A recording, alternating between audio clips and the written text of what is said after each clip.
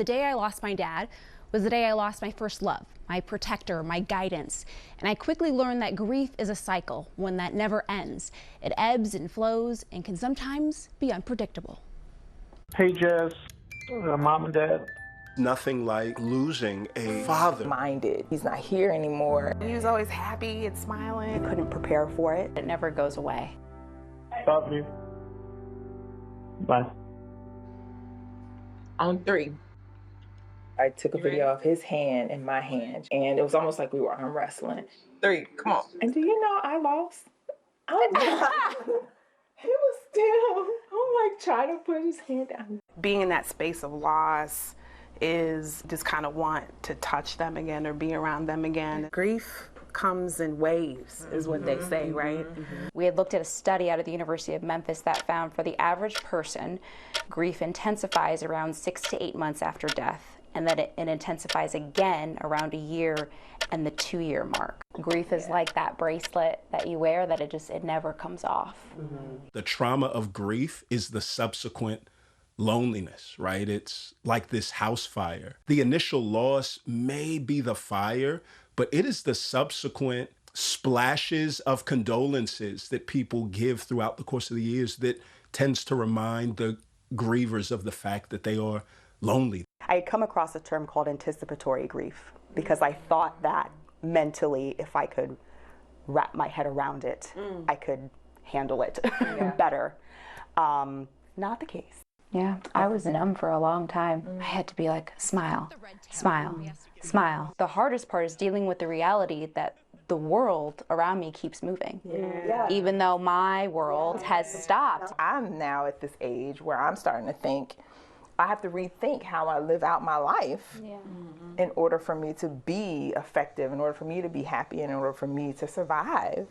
Do you think that society allows Black women to grieve? No.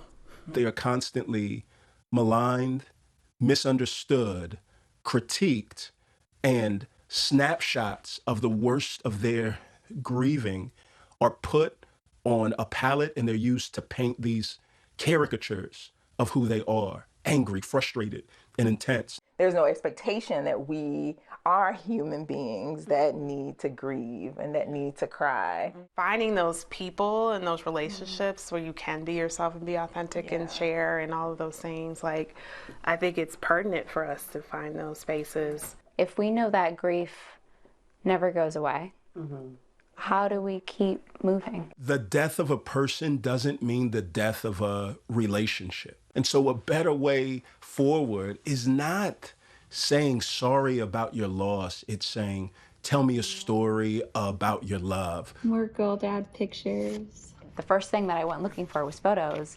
videos, voicemails. And the keepsakes are like a secret language between a father and a daughter. My dad got my sisters and I a ring with a music box, and it was engraved, "From the very first man who loved you, Daddy."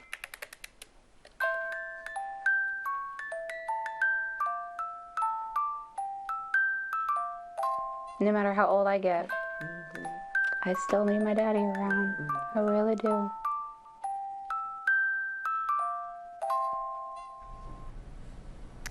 Be sure to tune in Friday at 4 p.m. where we talk about turning that grief into legacy. We also want to share resources for anyone who is grieving. Head to our website right now at abc7chicago.com. You learned something about that music box. I did. Thank you. Tell us. For years, I couldn't figure out what the melody was, and I forgot to ask my dad. And so I was playing it for the women at the table, and one of the women was like, "It's Unforgettable" by Nat King Cole. And I was like, that's it. That's Daddy. And so, yeah, it was a very special moment. Jasmine, it's not easy to do this, but thank you for sharing all of that. Thank you, Really guys. important. We all know how it feels. Yeah. That was terrific. Your stuff has been so great. Thank you, Jasmine. Thank you. More tomorrow. Yes, more tomorrow. It's hard to do. Yeah. Watch breaking news on YouTube. Subscribe to ABC7 Chicago Eyewitness News.